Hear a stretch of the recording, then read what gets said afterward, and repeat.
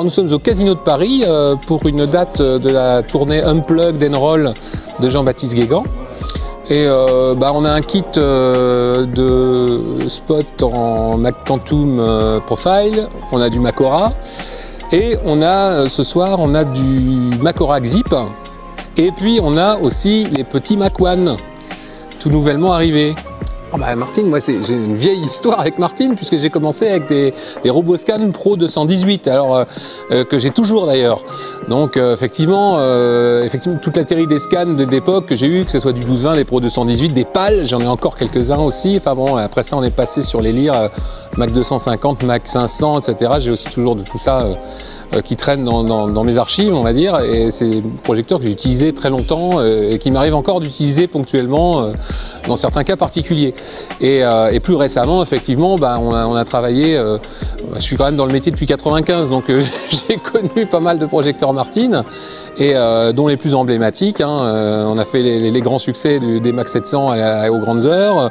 On a travaillé longtemps avec des Viper aussi, qui m'arrive encore d'avoir très régulièrement, parce que c'est pas un projecteur qui est complètement obsolète.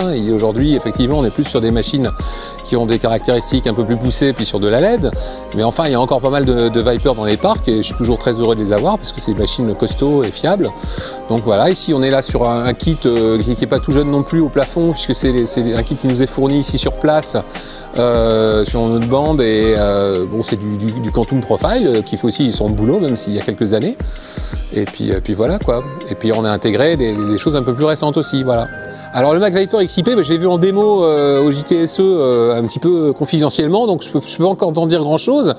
C'est prometteur, donc j'attends avec impatience de voir un peu in situ ce que ça donne, parce que si c'est dans la ligne de ce qu'on a vu, et notamment des Viper, ça ne présage que de bonnes choses.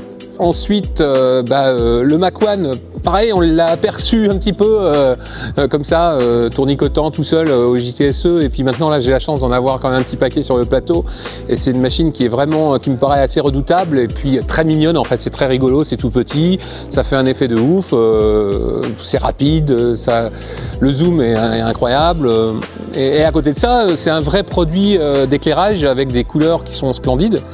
Donc là, je m'amuse comme un petit fou avec, quoi. C'est effectivement une machine aujourd'hui que je peux envisager à partir du moment où elle sera dans les parcs, notamment, alors c'est pas du tout en remplacement de projecteurs type Macora ou etc. C'est des choses en plus, c'est des machines qui vont être utilisées en nombre, comme ici on en a mis une douzaine au plateau, pour des effets de proximité, des effets multiples de bâtons de lumière, parce que c'est pas qu'un simple petit wash en fait, c'est un vrai bâton qui est très malléable.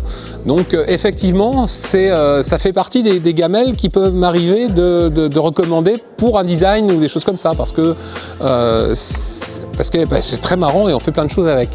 Et alors il y a aussi le Macora XIP, dont j'ai fait le banc d'essai d'ailleurs pour la presse spécialisée sur internet, là, chez Soundlight Up, et qui m'avait assez séduit quand même aussi. Donc là je suis très content de les retrouver ici, parce que c'est des très bonnes machines.